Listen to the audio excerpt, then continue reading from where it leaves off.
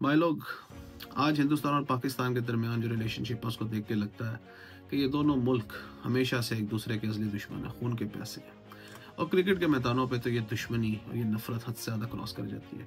Recently जो कुछ cricket matches में हुआ, ये नफरत इतनी बढ़ चुकी है कि आज क्रिकेटर्स एक दूसरे से हाथ मिलाने को तैयार नहीं है। लेकिन अगर मैं आपसे कहूँ कि क्रिकेट की तारीख में एक दिन ऐसा भी था जिस दिन हिंदुस्तान और पाकिस्तान के फैंस दोनों ने हिंदुस्तान की जीत का जश्न मनाया, तो आप लोग शायद यकीन ना करें, मैं भी ना करता, लेकिन मैं खुद इस दिन को विटनेस कर चुका हूँ। तो आइए, नफरत की इस दुनिया में, नफरत के अंधेरों में, मैं आपको अपनी मेमोरी से कहानी सुनाता हूँ उसे एक दिन की, जिस दिन हिंदुस्तान और पाकिस्तान के फैंस के दिलों में सिर्फ मोहब्बत थी, जिस दिन दोनों देशों के फैंस ने हिंदुस्तान की जीत को सेलिब्रेट किया क्रिकेट टाइम मशीन की स्टोरी में। प्लीज़ इस वीडियो को पूरा देखिएगा, क्योंकि नफरत की बातें तो आप बहुत सुनते हैं। आज इस मोहब्बत की कहानी को नहीं बल्कि हकीकत को सुने और विटनेस करें कि क्रिकेट एक ग्रेट गेम क्यों थी और आज तक हम उस पुरानी क्रिकेट को याद क्यों करते हैं। 1999 में भाइयों, ऑस्ट्रेलिया ने वर्ल्ड कप जीता और उसके बाद जैसे ऑस्ट्रेलिया की टीम ने अमृत पी लिया, भाई ऐसी फॉर्म में आई कि दुनिया की हर टीम को उखाड़ पिछाड़ दताड़ दिया। साले हारने पे नहीं आते थे, जहां जाते थे मैदान मारते थे, हर टीम को ठोकते थे, घर में, अपने घर में, ओवरसीज, अवे सीरीज, कोई सीरीज नहीं हार रहे थे। धड़ाधड़ वनडे हो या टेस्ट हो, हर टीम की लुटिया डुबोने पे तोले हुए थे। इन्होंने पकड़ के जनाब ऐसा क्रिकेट का बैंड बजाया कि दुनिया सोचने मजबूर हो गए भाई कि ये लोग क्रिकेट खेल रहे हैं या ये लोग पुरानी दुश्मनियों के बदले उतार रहे हैं। ऑस्ट्रेलिया की टीम का वो दबदबा और वो दहशत थी कि टेस्ट या वनडे सीरीज स्टार्ट होने से पहले ही कह दिया जाता था कि भाई पैकअप कर लो, मैच तो तुम हारोगे। बात यहाँ तक आ गई थी कि कहा जाता था कि ऑस्ट्रेलिया की टीम से इज्जत से हार जाओ तो बहुत बड़ी बात है। दुनिया की बड़ी बड़ी टीमें ये बात मानने को तैयार थी कि उनका ऑस्ट्रेलिया से कोई मुकाबला नहीं। विव रिचर्ड्स ने कहा कि हमारी ग्रेटेस्ट टीम वेस्ट इंडीज़ की 75 से लेकर 90 तक जो टीम थी 15 साल तक, अगर उस टीम का टीम से मुकाबला होता और टक्कर का मुकाबला होता, यही वो एक टीम है जो कि हमें टक्कर दे सकती थी हमारे उस ग्रेटेस्ट पीरियड के अंदर। कई लोग ये कहते थे कि भाई इस टीम को तो वीडियो गेम में भी नहीं हराया जा सकता, जितनी ब्रिलियंट ये साइड है। भाई उस टीम को देख के लगता था कि ये टीम नहीं है, ये पहलवानों का एक टोला है जो साला मारने आया है, ये क्रिकेट खेलने नहीं आया। लेकिन ऑस्ट्रेलिया की इस डोमिनेंस ने दुनिया के सब क्रिकेट फैंस के अंदर एक नफरत भर दी। नफरत इसलिए कि ऑस्ट्रेलियंस बड़े प्राउड थे। ऑस्ट्रेलियंस बहुत बुरी तरह जो कहते हैं ना स्लेजिंग करते थे, दूसरी टीमों की इज्जत नहीं करते थे। और दुनिया के सब फैंस, आई एम श्योर दूसरे कंट्रीज का तो मुझे पता है, लेकिन पाकिस्तान और हिंदुस्तान के फैंस अपने दिल के अंदर इस लावे को पाल रहे थे कि किसी तरह किसी दिन ऑस्ट्रेलिया की ये टीम हारे और हम इसकी हार का जश्न मनाएं, क्योंकि ऑस्ट्रेलिया अपनी विन में इतने एरोगेंट हो चुके थे कि उन्होंने दूसरी टीमों की इज्जत करनी भी छोड़ दी थी। मतलब बहुत सारे इंसिडेंट्स हैं 99 से लेकर 2001 तक जहाँ पर ऑस्ट्रेलियन प्लेयर्स ने बड़ी बुरी बातें की दूसरी टीम्स का मजाक उड़ाया और बिल्कुल इसको कहते हैं ना कि एक जीत के नशे में मगरूर एक सांड की तरह ऑस्ट्रेलिया की टीम दंदनाते फिरी थी। नो डाउट एक बहुत ग्रेट साइड थी जिसमें Shane Warne McGrath, Steve Waugh, Ricky Ponting, Justin Langer, Matthew Hayden, Jason Gillespie, Damien Martyn, एक से बढ़ के एक खिलाड़ी था। लेकिन एरोगेंसी लोगों में इतनी ज़्यादा थी कि इन लोगों के लिए लोगों के दिलों में नफरत थी। ऑस्ट्रेलिया अपनी इन सब जीतों के बावजूद, अपनी इन सब कामयाबियों के बावजूद अभी तक एक मार का असर नहीं कर सका था, और वो मार का था हिंदुस्तान में आकर टेस्ट सीरीज जीतने का। जी हाँ, ऑस्ट्रेलिया के लिए सबसे बड़ी ट्रॉफी थी कि वो हिंदुस्तान में आके हिंदुस्तान को होम सीरीज हराए। और ये मौका ऑस्ट्रेलिया को 2001 में मिल गया, जब ऑस्ट्रेलिया की टीम 3 टेस्ट की सीरीज खेलने के लिए हिंदुस्तान आई। उससे पहले भाई प्रेडिक्शन यही थी कि ऑस्ट्रेलिया जो है वो ये 1 साइडेड सीरीज जीतेगा, क्योंकि ऑन पेपर ऑस्ट्रेलिया और इंडिया की टीम का कोई जोड़ नहीं था। लेकिन हिंदुस्तान की टीम के साथ एडवांटेज था कि वो घर के अंदर एक बहुत टफ साइड थे। हमारे मोहल्ले के बबलू भाई ने तो कहा कि बेटा, ऑस्ट्रेलिया की इस टीम को हराने के लिए आसमान से सिर्फ फरिश्ते उतरेंगे तो हारेंगे, और कोई टीम इनको नहीं हरा सकती। बाकी लोगों के भी रले मिले जज्बात थे, बाकी लोग भी ऑस्ट्रेलिया को ही फेवरेट करार दे रहे थे। हम जो ऑस्ट्रेलिया को फेवरेट करार दे रहे थे क्योंकि हमें पता था कि ऑस्ट्रेलिया की टीम जो है वो बहुत स्ट्रांग है। ऑस्ट्रेलिया 16 कंसेक्यूटिव टेस्ट विन्स लेकर इंडिया में उतरी, यानी कि उनको सिर्फ एक टेस्ट मैच और जीतना था और वो वर्ल्ड रिकॉर्ड बना देते कंसेक्यूटिव टेस्ट जीतने का, और उन्होंने ऐसा कर भी दिया पहले टेस्ट के अंदर। पहला टेस्ट 27 फरवरी को स्टार्ट हुआ वानखेड़े के अंदर मुंबई में, और एज यूजुअल जिसकी उम्मीद थी वही हुआ। इंडिया की टीम पहले खेली और 176 रन बना के आउट हो गई। जवाब में ऑस्ट्रेलिया ने 349 रन किए, एक अच्छी खासी लीड ले ली। इंडिया की टीम सेकंड इनिंग्स में सिर्फ 219 रन कर सकी और ऑस्ट्रेलिया ने 47 रन का टारगेट आराम से चेस कर लिया। यानी कि एज एक्सपेक्टेड ऑस्ट्रेलिया ने इंडिया को ऐसे निकला जैसे बगैर हड्डी का गोश्त निकला जाता है। One sided test match, India lost और ऑस्ट्रेलिया ने वर्ल्ड रिकॉर्ड बना दिया 17 कंसेक्यूटिव टेस्ट विंस का, जो कि एक बहुत बड़ा रिकॉर्ड है, शायद अभी तक टूटा भी नहीं है। बिल्कुल यह टेस्ट मैच हारने के बाद ये तो दीवार पे लिखा था कि ये टेस्ट सीरीज ऑस्ट्रेलिया अब जीते ही जीते और इंडिया ये होम टेस्ट सीरीज हारेगा। लेकिन उसके बाद जो हुआ, उसने क्रिकेट की तारीख में अपने आप को गोल्डन वर्ड्स में रजिस्टर कर लिया। दूसरा टेस्ट मैच जिसकी कहानी मैं भी आपको बताने वाला हूँ, वो एपिक टेस्ट है कि जिसकी यादें आज भी जब आती हैं तो टेस्ट क्रिकेट से मोहब्बत वापस जाग जाती है। दूसरा टेस्ट मैच कोलकाता के हिस्टोरिकल ग्राउंड में खेला गया और मेरा ये मानना है कि ये टेस्ट कोलकाता की हिस्ट्री का, ईडन गार्डन्स की हिस्ट्री का सबसे बड़ा और ग्रेटेस्ट टेस्ट मैच है। यह टेस्ट मैच खेला गया 11 मार्च 2001 को। ऑस्ट्रेलिया ने पहले बैटिंग की और 445 रन का एक बड़ा फर्स्ट इनिंग स्कोर खड़ा कर दिया। ये स्कोर लग रहा था कि बहुत है, क्योंकि इंडिया की टीम इसके जवाब में सिर्फ 171 रन बना के आउट हो गई। इस वक्त लगा कि भाई ये टेस्ट मैच तो ये ख़त्म हो गया, क्योंकि इंडिया फॉलो ऑन पे चला गया था और लग रहा था कि अब ये मैच ऑस्ट्रेलिया आराम से एक इनिंग से जीतेगा। इंडिया ने फॉलो ऑन स्टार्ट किया तो इंडिया की कोई शुरुआत इतनी अच्छी नहीं थी। इंडिया के 115 पे 3 आउट हो गए और उनमें सचिन तेंदुलकर की विकेट भी शामिल थी। उसके बाद सौरव गंगुली मैदान में आए, उन्होंने वीवीएक्स लक्ष्मण का साथ दिया और 232 रन तक स्कोर को ले गए। लेकिन डेफिसिट अभी भी 42 रन का था जब सौरव गंगुली आउट हो गए। इस वक्त लगा कि शायद इंडिया लीड को तो वाइप आउट कर देगा, लेकिन यह टेस्ट मैच ही जीत पाएगा, क्योंकि इंडिया के पास सिर्फ एक ही रिकॉग्नाइज्ड बैट्समैन बचे थे और वो थे राहुल द्रविड़, और फिर वो मैदान में आए। लेकिन इसके बाद जो कुछ हुआ, आज की जनरेशन को शायद ये पता नहीं, उन्होंने इसको विटनेस नहीं किया। उन्होंने शायद स्कोर कार्ड्स देखे होंगे, शायद हाइलाइट्स देखे होंगे, लेकिन जब हमने इस सबको लाइव देखा है ना, तो हमें पता है कि ये क्रिकेट नहीं थी, ये एक बैटिंग का ऐसा डिस्प्ले था जो कि मैंने अब तक अपनी लाइफ में नहीं देखा।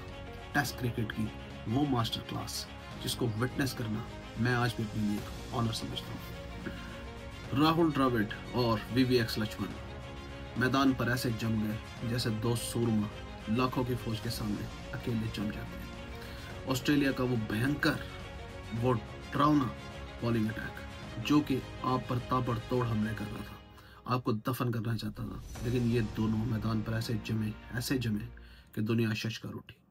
राहुल द्रविड़ और वीवीएक्स लक्ष्मण ने शुरुआत की typical test cricket test batting से, यानी कि बिल्कुल जिन्होंने निगोशिएट किया मुश्किल बॉलों को। एक वक्त ऐसा था कि जब राहुल द्रविड़ 20 के स्ट्राइक रेट से खेल रहे थे, वीवीएक्स लक्ष्मण शायद 30 के स्ट्राइक रेट से खेल रहे थे। दोनों इंतहाई स्लोली रन्स को आगे लेके जा रहे थे, रन्स तो कर ही नहीं रहे थे, बिल्कुल जिसको कहते हैं ऑस्ट्रेलिया के हर हमले को ऐसे रोक रहे जैसे एयर डिफेंस सिस्टम मिसाइल्स को रोकता है। ऑस्ट्रेलिया ने फास्ट बॉलर्स ट्राई किए, ऑर्थोडॉक्स अपने जो दूसरे बॉलर्स थे पार्ट टाइमर्स उन्हें ट्राई किया, शेन वॉर्न को ट्राई किया, मैकग्रा को, ओवर्स पे कोई, लेकिन ये दोनों उनके हर हमले को रोके जा रहे थे। और फिर जब इन दोनों ने इनके बॉलर्स को थका दिया, उसके बाद वीवीएक्स लक्ष्मण और राहुल द्रविड़ ने ऑस्ट्रेलिया को ऐसा फेंटा है भाई, ऐसा फेंटा है कि ऑस्ट्रेलिया के वो बॉलर्स जो भी हैं, शेन वॉर्न की तो डेथ हो गई, उनको आज भी जब ये टेस्ट मैच याद आता होगा ना, उनका रोंगटे खड़े हो जाते होंगे, क्योंकि ऐसी अग्नि परीक्षा उन्होंने दी थी इस टेस्ट मैच में जिसका शायद उन्हें अंदाजा नहीं था। राहुल द्रविड़ और वीवीएक्स लक्ष्मण ने शायद अपने अगले पिछले सब हिसाब ऑस्ट्रेलिया से इसी मैदान में पूरे किए। और आप यकीन करें कि जब ये दोनों मार रहे थे ऑस्ट्रेलिया को, हमें ऐसे लग रहा था जैसे कि हम ऑस्ट्रेलिया की फेंटी लगा रहे हैं। पाकिस्तान के अंदर मैं और मेरे दोस्त बैठे, हमारे पास ही एक नाई की दुकान है, शाहिद नाई, उसकी दुकान में बैठे टेस्ट मैच देख रहे थे, इवनिंग सेशन। और जब राहुल द्रविड़ और वीवीएक्स लक्ष्मण चौके पे चौका मारे थे, एक ओवर ऐसा है जिसमें राहुल द्रविड़ ने मेरे ख्याल 3 चौके मारे शेन वॉर्न को, तो हमने कहा शेन वॉर्न की फाड़ दी आज राहुल द्रविड़ ने। हमारे ये जज्बात थे और हम इंडिया का मैच देख रहे थे। अब इमेजिन करें वो इंडिया जिसके बारे में आज बात करना भी पाकिस्तान में वो गुस्सा आता है, हिंदुस्तान के वो लोग जो कि आज पाकिस्तान से नफरत करते हैं। इमेजिन करें कि हम लोग क्रिकेट के बारे में कितने सीरियस थे कि हम अपने दुश्मन की भी तारीफ करते थे जब वो अच्छा खेल होता था। और ख़ासतौर पर ऑस्ट्रेलिया के खिलाफ, ऑस्ट्रेलिया तो हमारा कॉमन एनिमी था। आज हम लोग ऑस्ट्रेलिया के खिलाफ अपनी हमसायों को जो है टॉन्ट करते हैं, हम अपने हमसाए की सपोर्ट कर रहे थे। राहुल द्रविड़ और विवेक लक्ष्मण इस वक्त पाकिस्तान के डार्लिंग बने हुए थे। वो धड़ाधड़ मार रहे थे और पाकिस्तानी धड़ाधड़ उनकी बलाएं ले रहे थे। क्या सीन होगा, इमेजिन करो। राहुल द्रविड़ और विवेक लक्ष्मण ने ऑस्ट्रेलिया को इस तरह मारा जिस तरह हिंदुस्तान और पाकिस्तान की पुलिस चोर को मारती है, मार मार के बेहाल कर दिया। और जब विवेक लक्ष्मण आउट हुए तो उन्होंने 281 रन स्कोर किए थे। 281, सिर्फ 19 रन से वो ट्रिपल सेंचुरी से महरूम रह गए सेकंड इनिंग्स में। इमेजिन करो, आजकल के बैट्समैनों का सेकंड इनिंग्स में 100 नहीं होता, इस बंदे ने 281 किया, फॉलो ऑन खा के। क्लास थी ना, मानते हो? तो भाई साहब 608 स्कोर जब हो चुका था तो लग रहा था कि ये टेस्ट मैच अब इंडिया ने डिफीट जो है इसको अवॉइड कर लिया। और फिर राहुल द्रविड़ आउट हुए तो इंडिया ने 629 रन पे इनिंग्स डिक्लेयर कर दी। यहाँ पर ऐसा हो चुका था कि 5वां दिन आ चुका था और 5वें दिन ऐसा लग रहा था कि अब ऑस्ट्रेलिया जीत के लिए तो जा नहीं सकता, ऑस्ट्रेलिया ये ड्रॉ के लिए जाएगा, जो कि स्टिल एक बहुत बड़ी अचीवमेंट थी अगर ये मैच ड्रॉ हो जाता, क्योंकि फॉलो इन खाने के बाद कोई इमेजिन भी नहीं कर सकता था कि इंडिया ये मैच ड्रॉ भी कर लेगा। ऑस्ट्रेलिया ने 629 657 रन स्कोर किए थे। ऑस्ट्रेलिया बैटिंग के लिए आया तो बहुत अच्छी शुरुआत हुई। माइकल स्लेटर और मैथ्यू हेडन ने बड़े ध्यान से खेलना शुरू किया और फर्स्ट 23 ओवर्स में ऑस्ट्रेलिया की कोई विकेट नहीं गिरी। यहाँ पे ऐसा लग रहा था भाई कि टेस्ट मैच 70% ड्रॉ हो चुका है। लेकिन इसके बाद जो हुआ वो दुनिया कभी नहीं भूलेगी। पंजाब के एक नौजवान ने, जिसको आज हम हरभजन सिंह के नाम से जानते हैं, उसने अपना नाम हिस्ट्री की बुक्स में लिखवाया। उसने अपने आप को साबित किया इस टेस्ट मैच के अंदर। वैसे तो उसने फर्स्ट इनिंग्स के अंदर भी 7 विकेटें ली थी, लेकिन इस टेस्ट मैच की इस इनिंग्स में एक ही एंड से 30 ओवर फेंके एक दिन में और अपनी पूरी एनर्जी डाल दी इस टेस्ट मैच को जीतने के लिए। ऑस्ट्रेलिया 166 फॉर 3 था, एकदम 174 फॉर 8 हो गया। और इस बीच हरभजन सिंह ने ऐसे बॉल फेंके कि दिल खुश हो गया। हम लोग बैठे बैठे बोर हो रहे थे कि यार ये टेस्ट मैच अब ड्रॉ होने वाला है, लेकिन तकरीबन आधे घंटे के अंदर अंदर ऐसा माहौल बदला कि हमने कहा कि भाई ऑस्ट्रेलिया का मुंह काला होने वाला है, ऑस्ट्रेलिया ये टेस्ट मैच हारने वाला है, come on India, come on India. Pakistani कह रहे थे मेरे सामने, मैं कह रहा था come on India, come on India. क्यों? क्योंकि हम एरोगेंस के खिलाफ थे, हम ऑस्ट्रेलिया की बेतुकी स्लैचिंग के खिलाफ थे, हम ऑस्ट्रेलिया के गरूर को खाक में मिलता देखना चाहते थे। और ऐसा हो रहा था और हिंदुस्तान ऐसा कर रहा था और हम हिंदुस्तान के साथ थे। हमारे मोहल्ले के अंदर हर बंदा वो टेस्ट मैच देख रहा था बैठ के और हिंदुस्तान के लिए दुआ कर रहा था कि हिंदुस्तान की टीम ये टेस्ट मैच जीत जाए। हरभजन सिंह ने अपने आप को साबित किया इस टेस्ट मैच में। पहले इनिंग के अंदर उन्होंने 7 विकेट लिए, लेकिन ये दूसरी इनिंग की जो परफॉर्मेंस थी इसने उनका नाम इंडिया के ग्रेटेस्ट स्पिनर्स में दर्ज किया। इंडिया के पास अनिल कुंबले नहीं था, दूसरे स्पिनर थे वेंकटपति राजू। यहाँ पर सौरव गंगुली की ग्रेट कैप्टनसी भी नजर आई, क्योंकि उन्हें पता था कि हिंदुस्तान और पाकिस्तान में शाम जल्दी हो जाती है। उन्होंने अपने स्पिनर्स को फुल यूज़ करने का फैसला किया और उन्हें पता था कि जितने ज़्यादा ओवर्स इंडिया करेगा उतना ज़्यादा चांस है इंडिया के जीतने का। इंडिया ने 9 आउट कर दिए और उसके बाद आए मैकग्रा। आखिरी मेरा ख्याल है 10 या 11 ओवर्स का खेल पड़ा था। मैकग्रा और गिलेस्पी जम गए भाई विकेट के ऊपर। इंडिया ने हर कोशिश कर ली, लेकिन मैकग्रा और गिलेस्पी आउट होने को तैयार नहीं थे। यहाँ हमारा दिल डूबने लगा कि यार अब यह टेस्ट मैच ऑस्ट्रेलिया को नहीं जीतना चाहिए, सॉरी ये मैच ड्रॉ नहीं होना चाहिए, इंडिया को टेस्ट मैच जीतना चाहिए। किसी तरह भी कोई एक गेंद ऐसी पड़े कि ये टेस्ट मैच खत्म हो जाए। और फिर वो लम्हा आ गया जब इंडिया ने ऑस्ट्रेलिया का गरूर खाक में मिलाया। आप यकीन करें कि मुझे उतनी ही खुशी हुई उस दिन इंडिया के जीतने की जितनी मुझे पाकिस्तान की जीत की खुशी होती है। वजह एक थी, मकसद एक था, एरोगेंस को, गरूर को खाक में मिलते देखना, चाहे वो हिंदुस्तान करता है या पाकिस्तान। उस दिन हमारे लिए सब एक ही था। यह टेस्ट मैच खत्म होने के बाद जो कि इंडिया की जीत पे खत्म हुआ, हम इंडिया के न्यूज़ चैनल्स को देखते रहे, हिंदुस्तानी खुशी मना रहे थे, हम उनको टीवी पे देख रहे थे और ऐसे तो लग रहा था जैसे कि हम भी इनके साथ शामिल हैं, क्योंकि हम भी उस दिन बहुत खुश थे कि हिंदुस्तान ने ऑस्ट्रेलिया का गरूर खाक में मिला दिया। इसके बाद हिंदुस्तान की टीम के चर्चे पाकिस्तान में होते रहे। पाकिस्तान के अंदर बहुत से इंडिया के खिलाड़ी स्टार्स बन गए, बहुत से खिलाड़ी अच्छे लगने लग गए हमें। पहले भी अच्छे लगते थे, लेकिन उसको सिर्फ सचिन तेंदुलकर ही का बोल बना था। उसके बाद राहुल द्रविड़, विवेक लक्ष्मण, हरभजन सिंह, सौरव गंगुली, इन सब का डंका बजने लगा। मेरा भाई तो सौरव गंगुली का इतना फैन हुआ कि जब हम छत पे क्रिकेट खेलते तो कहता था मैं सौरव गंगुली बनूंगा, मैं इंडिया की टीम बनूंगा। उसको इतनी पसंद आ गई थी इंडिया की टीम इस टेस्ट मैच को जीतने के बाद। उसके बाद तीसरा टेस्ट मैच हुआ और वो भी टेस्ट मैच इंडिया ने जीत लिया, यानी ऑस्ट्रेलिया का ख्वाब चकनाचूर हो गया और वो अपना सा मुंह लेके वापस अपने देश को गए बगैर सीरीज जीते। इसके बाद भी बहुत सी सीरीज़ आई, बहुत से मौके आए, लेकिन इस दिन जैसी मोहब्बत, इस दिन जैसी एकता फिर मैंने कभी किसी भी मैच के अंदर नहीं देखी। इंडिया की टीम 2004 में जब पाकिस्तान आई, तो आप उनसे पूछिए कि पाकिस्तानियों ने कितने खुले दिल से और प्यार से उनका इस्तेमाल किया। और अगर बोली आज भी जब पाकिस्तान में अपने देश को याद करते हैं, कहते हैं मेरी ज़िंदगी का सबसे यादगार टूर वही है जो मैंने पाकिस्तान में खेला। हिंदुस्तान की टीम पाकिस्तान को पाकिस्तान में आके मार के गई, लेकिन पाकिस्तानियों ने खड़े होकर तालियां बजाई हिंदुस्तान की टीम के लिए।